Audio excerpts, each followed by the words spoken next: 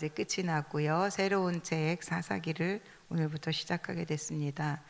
이 사사기는 이제 중앙 누군가의 집권을 통해서 이스라엘을 통솔해 가는 것이 아니라 하나님께서 이제 어떤 사람을 세워서 그 이스라엘 민족들을 이끌어 나가는 그런 건데, 사사가 12명의 사사가 나와요.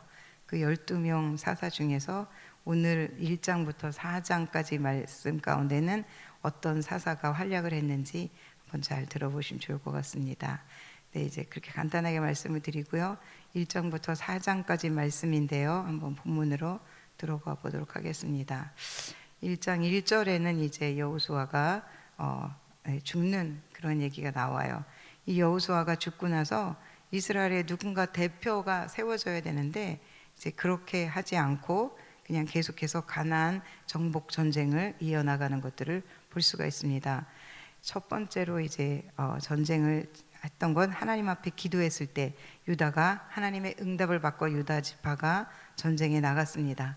그리고 싸워서 승리한 사건이 1장 1절에 나오고 있고요. 1장에 나와 있습니다. 그 유다가 싸워서 이긴 족속은 아도니 베색이었습니다. 유다 지파가 전쟁에서 이긴 지역은 우리가 잘 알고 있는 예루살렘과 헤브론 지역이었습니다. 예루살렘에 살고 있었던 그 원주민이죠. 가나안 족속을 다 쳐내고 그 성을 불사르고 그곳에 살고 있던 그 가나안 족속들을 몰아낸 것입니다. 11절부터 15절까지는 이제 드비를 침공해서 싸움에서 이겼던 운니엘에 관한 이야기가 나와요. 이제 운니엘 기럇 세벨인데 이것을 점령하여 이기게 되면 갈렙이 자기의 딸 악사를 아내로 주겠다. 그래서 이제 이 운니엘이 거기 그 전쟁을 이기게 돼서 갈렙의 딸 악사를 취하게 되는, 아내로 삼게 되는 그러한 일이 나오고요. 이어서 21절을 보겠습니다. 1장 21절 말씀을 함께 읽어보도록 하겠습니다. 1장 21절 말씀입니다. 시작. 베냐민 자손은 예루살렘에 거주하는 여부수 족속을 쫓아내지 못하였으므로 여부수 족속이 베냐민 자손과 함께 오늘까지 예루살렘에 거주하니라. 아멘. 이스라엘이 전쟁을 했음에도 불구하고 쫓아내지 못한 족속들이 더러 생기게 되는 그러한 일들이 1장에 기록되어 있는데요. 27절에 보면 이스라엘이 전쟁을 치르고 쫓아내지 못했던 그 족속들이 또 쫙 나오게 됩니다. 네, 그들이 쫓아내지 않은 그런 이유에 대해서는 성경이 그렇게 설명을 해주고 있어요. 그들이 노역을 위해서 쫓아내지 아니했다, 이렇게 기록을 하고 있습니다. 1장 28절 말씀을 한번 같이 읽어볼까요? 1장 28절 말씀입니다. 시작. 이스라엘이 강성한 후에야 가나안 족속에게 노역을 시켰고 다 쫓아내지 아니하였더라. 네, 이제 1장은 이렇게 끝나고요. 2장 말씀입니다. 2장 1절의 말씀을 한번 우리 좀 전에 읽었던 말씀인데요. 같이 읽어볼까요? 시작. 여호와의 사자가 길갈에서부터 복임으로 올라와 말하되 내가 너희를 애굽에서 올라오게 하여 내가 너희 조상들에게 맹세한 땅으로 들어가게 하였으며 또 내가 너희와 함께 언약을 영원히 어기지 아니하리니. 네. 하나님은 그 땅의 주민과 언약을 맺지 말라 그랬어요. 그리고 그들의 제단을 헐라고 그렇게 말씀하셨습니다. 그러나 그들은 그 목소리를 듣지 않게 됐어요. 그 결과 그들이 쫓아내지 않은 그들은 그들의 옆구리의 가시가 될 것이며 그들의 신들은 그들의 올무가 될 것이다 라고 말씀을 하고 있는 그 말씀이 지금 2장 1절부터 5절까지 경고입니다. 그런 경고들이 이스라엘에게 무시될 때 이스라엘은 어떻게 됐을까요? 그들은 하나님을 의지하면 승리할 수 있었습니다. 그러나 그렇지 않으면 그 주변 국가들에 의해서 괴롭힘을 당할 수밖에 없었던 것입니다. 2장 11절부터 말씀은 이스라엘이 여호와의 목전에 악을 행하는 악행들이 보여지기 시작합니다. 그들은 여호와의 목전에서 바알을 섬기며 또한 아스다롯을 섬겼습니다. 하나님을 버리고 가나안 족속들이 섬기던 신들을 따랐던 겁니다. 하나님이 그렇게 걱정하시던 또한 우려하시던 일들이 일어났던 겁니다. 그렇게 되자 하나님은 그들을 어떻게 하셨을까요? 14절 말씀입니다. 2장 14절 말씀을 우리 한번 함께 읽어보도록 하겠습니다. 시작. 여호와께서 이스라엘에게 진노하사 노략하는 자의 손에 넘겨주사 그들이 노략을 당하게 하시며 또 주위에 있는 모든 대적의 손에 팔아 넘기심에 그들이 다시는 대적을 당하지 못하였으며 그들이 어디로 가든지 여호와의 손이 그들에게 재앙을 내리시니 곧 여호와께서 말씀하신 것과 같고 여호와께서 그들에게 맹세하신 것과 같아서 그들의 괴로움이 심하였더라. 아멘. 그렇습니다. 그들은 하나님의 그 진노를 사서 괴로움이 심해서 그들은 고통 속에 부르짖을 때 그럴 때 하나님은 그들에게 사사를 세우셨습니다. 그래서 그 사사를 통해서 그 괴로움에서 벗어나게 하셨던 것입니다. 왜 그렇게 하셨는지 18절에 말씀이 기록되어 있는데 2장 18절 말씀을 또 읽어보도록 하겠습니다. 시작. 여호와께서 그들을 위하여 사사들을 세우실 때에는 그 사사와 함께 하셨고 그 사사가 사는 날 동안에는 여호와께서 그들을 대적의 손에서 구원하셨으니 이는 그들이 대적에게 압박과 괴롭게 함을 받아 슬피 부르짖으며 여호와께서 뜻을 돌이키셨거늘. 아멘.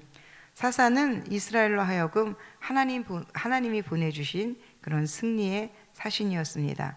그렇지만 대적들을 다 멸하지는 또 않았다고 그렇게 말씀을 하고 계십니다. 왜 그렇게 하셨는지 또 말씀 가운데 그것이 있는데 하나님은 그들을 시험하기 위해서 모든 족속을 조금 약간의 족속들을 남겨두셨는데 2장 22절 말씀에 보면 이는 이스라엘이 그들의 조상들이 지킨 것 같이 나 여호와의 도를 지켜 행하나 아니하나 그들을 시험하러 함이라 하시니라. 그것이 이유였던 것입니다. 3장으로 넘어갑니다. 전쟁을 알지 못하는 세대가 계속해서 성장을 하고 있습니다. 그들에게도 하나님은 시험을 하십니다. 하나님의 시험은 그들을 넘어지게 하려는 것이 아니라 오히려 그들을 복을 주시고 싶어서 하시는 시험이었던 것입니다. 7절부터는 사사 운니엘에 관한 이야기가 시작됩니다. 이스라엘이 여호와를 버리고 바알과 아스타롯을 섬기는 일이 반복적으로 일어났습니다. 그들은 구산 리사다임에게 괴로움을 당했습니다. 그때 이제 하나님께서 세워주신 사사가 온니엘이었습니다. 그 온니엘이 이스라엘을 구원하는 사건이 나오게 됩니다. 8년 동안 그들에게 고통을 당했어요. 그 고통 가운데 하나님 앞에 부르짖었어요. 하나님은 온니엘을 통해서 이기게 하시고 그로 하여금 그 땅에 40년 동안 평화가 임했던 것을 성경을 통해서 알 수가 있습니다. 12절 이후에는 사사 에훗에 관한 이야기입니다. 3장 12절 말씀을 한번 같이 읽어보도록 하겠습니다. 3장 12절입니다. 시작. 이스라엘 자손이 또 여호와의 목전에 악을 행하니라. 이스라엘 자손이 여호와의 목전에 악을 행함으로 여호와께서 모압 왕 에글론을 강성하게 하사 그들을 대적하게 하심에. 아멘. 계속해서 이제 반복되는 말씀이죠. 저는 이 12절 말씀 가운데 어떤 말씀을 찾았냐면 또입니다. 또 악을 행하는 겁니다. 이스라엘은 이제 모압 왕 에글론을 18년 동안 섬기게 되는 것입니다. 괴롭힘을 그렇게 당한 이스라엘은 또 하나님께 부르짖게 돼요. 그때 하나님이 세우신 사사가 에훗이었습니다. 에훗은 칼을 만들어서 이제 에훗은 어떻게 활약을 했는지 보겠습니다. 자기의 옷 속에 차고 다녔습니다. 그리고 농사지은 곡물을 바치기 위해서 에글론 왕, 그 왕을 찾아갑니다. 그리고 이 에글론은 모압 왕이었는데 이 왕은 성경에 보니까 비둔한 자라라고 했습니다. 에훗은 이 에글론을 유인해서 그를 죽입니다. 그렇게 18년 동안 괴롭혔던 모압은 이제 끝이 나는 것입니다. 그리고 이스라엘은 다시 80년 동안 평안함을 되찾았습니다. 그리고 다음 사사 삼갈에 대한 이야기가 3장 끝에 나오면서 3장이 맞춰집니다. 삼갈의 스토리는 단 2줄로 기록이 되어 있는데요. 소를 모는 막대기로 블레셋 사람 600명을 쳐 죽인 사건, 그렇게 이제 이스라엘 사사로 쓰임 받은 삼갈입니다. 4장 말씀입니다. 사사 드보라에 관한 이야기고요. 4장 3절 말씀을 한번 같이 읽어보도록 하겠습니다. 4장 3절입니다. 시작. 야빈 왕은 철병거 900대가 있어 20년 동안 이스라엘 자손을 심히 학대하였으므로 이스라엘 자손이 여호와께 부르짖었더라. 네, 이렇게 또 이제 상황이 그렇게 됐어요. 그때 하나님께서 세워주신 사사 바로 드보라였습니다. 그 드보라는 이제 하나님 앞에 세움 받고 나서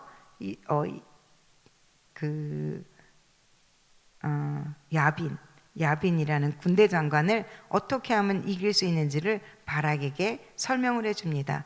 그리고 나서 함께 전쟁터에 나가게 돼요.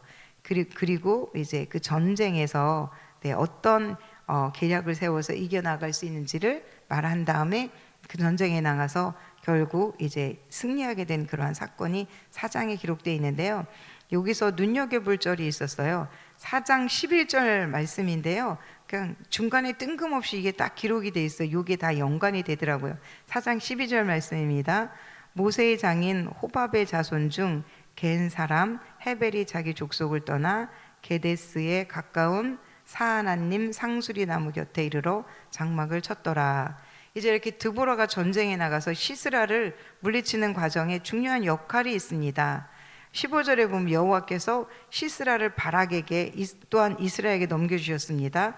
여호와께서 바락 앞에서 시스라와 그의 모든 병거와 그의 온 군대를 칼날로 혼란에 빠지게 하심에 시스라가 병거에서 내려서 도망한지라. 이제 걸어서 도망을 하는 거예요. 그때 시스라가 자기의 목숨을 위해서 도망을 가는데 그때 누가 유인을 하냐면요, 아까 이 그 11절 말씀 호밥의 모세의 장인 호밥의 자손 겐 사람 헤벨이 그를 집으로 유인해 드리는 겁니다. 그래서 우리가 다 알듯이 말뚝을 그 미간 사이에 박아서 그 대장을 물리치는 사건이 사사기 4장에 기록이 되어 있습니다. 물론 잔인하기도 했지만 이런 방법을 통해서 이제 서서히 이 세력은, 야빈의 세력은 점점 약화되가는, 진멸돼가는 그런 과정들이 4장에 기록이 되어 있습니다. 제가 사실 다 준비를 했는데요, 갑자기 제가 작업해 놓은 게 날아갔어요. 그래서 오늘 지금 억지로 지금 하고 있는데, 아무튼 네, 오늘 저에게 주셨던 하나님 말씀은 2장 말씀이었습니다. 이스라엘 민족들이 2장 1절에 보면 여호와의 사자가 길갈에서부터 복임으로 올라와 말하되 내가 너희를 애굽에서 올라오게 하여 내가 너희의 조상들에게 맹세한 땅으로 들어가게 하였으며 또 내가 이르기를 내가 너희와 함께한 언약을 영원히 어기지 아니하리니. 아멘. 이 말씀이 이제 이스라엘 백성들이 좀 전에 제가 말씀드리기는 다 쫓아내지 않은 그 백성들은 왜 쫓아내지 않았다고 했냐면 어려운 일, 힘든 일을 노역을 시켰다고 그렇게 표현하고 있는데요. 그럼에도 불구하고 이스라엘 백성들은 아직까지도 쫓겨나지 않은 그 가나안 백성들로 인해서 되게 힘들어했던 것 같아요. 그럴 때 이제 그 여호와의 사자가 나타나서 얘기해주고 있는 거예요. 너희는 이 땅의 주민과 언약을 맺지 말며 그들의 제단을 헐라하였거늘 너희가 내 목소리를 듣지 아니하였으니 어찌하여 그리하였느냐. 그러면서 그들이 쫓아내지 않았기 때문에 그들이 너희 그 옆구리의 가시가 될 것이고 그들의 신은 너희의 올무가 되라 하였노라. 그렇게 말하니까 이제 이스라엘 백성들이 그 소리를 듣고 소리 높여 막 울었다고 했어요. 여기가 복임이라는 지역입니다. 이 복임은 뜻이 울다, 우는 사람, 뭐 이런 그런 의미를 가지고 있다고 해요. 그래서 이 복임에서 그리고 나서 여호와께 제사를 드렸습니다. 이 말씀은 제가 주석을 봤더니 사사기서를 전체를 다 아우르는 그런 주제가 될 수 있는 말씀이다라고 그렇게 설명을 해놓고 있더라고요. 이스라엘 민족들이 자신들의 잘못을 잘 알고 있었어요. 그럼에도 불구하고 회개를 했다면 돌이켜야 되는데 그 이후에 다시 이제 또 어떻게 하나요? 다시 그 이방신 가나안 족속이 따랐던 바알과 아스타롯을 쫓아서 그렇게 섬겼던 그러한 일들이 쭉 계속해서 이어지고 있잖아요. 반복이 돼요. 그러면 다시 또 힘들어지면 하나님 앞에 기도하고 그러면 사사를 세워서 그들을 또 구원해내는 그러한 일들이 반복되고 있는 것들을 알 수가 있습니다. 이 말씀을 통해서 하나님은 우리를 끝까지 포기하지 아니하시고, 믿는 자들을 끝까지 포기하지 아니하시고 그들을 천국에 이를 때까지 그들을 보호하시는 그런 하나님이시며, 또한 오래 참아주시는 하나님이시다는 것을 저희가 알 수 있고요. 또한 우리 자신, 우리 인간은 얼마나 연약한지에 대해서 알 수가 있다고 저는 이 말씀을 통해서 깨달았습니다. 오늘 이제 두 분의 그 묵상하신 분들을 제가 소개하고 말씀을 마치도록 하겠습니다. 한 분은 이제 묵상을 올려주셨는데요. 그 아이들이 있어서 이 아이들이 이제 방학이 끝나고 어제부턴가 이제 새로 새 학기가 시작됐잖아요. 그래서 이 아이들이 방학 끝나고 나서 새 학기를 시작을 해야 되는데 이제 공부를 잘 잡고 할 수 있는지 모르겠다라는 그러한 비움을 했어요. 그리고 나서 말씀을 보았다고 합니다. 여호수아 15장 1절 말씀을 올려주셨어요. 또 유다 자손의 지파가 그들의 가족대로 제비 뽑은 땅의 남쪽으로는 에돔 경계에 이르고 또 남쪽 끝은 신광야까지라. 아멘. 이 말씀은 유다 지파가 제비를 뽑아서 차지했던 그 땅을 바라다 보면서, 창세기에 유다를 볼 때는 하나님 앞에 나쁜 일도 있었고 하나님 앞에 올바르지 못한 그 계보를 이어갔던 유다임에도 불구하고 그 유다가 이렇게 좋은 땅을 차지했던 것은 유다가 어떤 사람이어서 그랬을까라고 생각하면서 유다에 대한 묵상을 깊이 하셨더라고요. 그리고 나서 적용을 했습니다. 오늘 저녁 성경 있는 시간을 가지고 아이들과 유다의 삶을 나눠야겠습니다.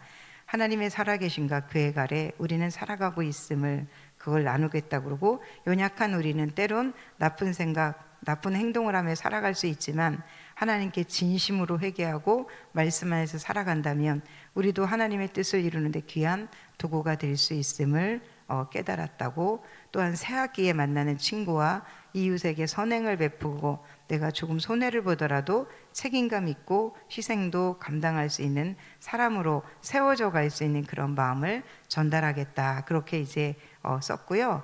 그 다음에 한 분은 또 이렇게 묵상을 해주셨어요.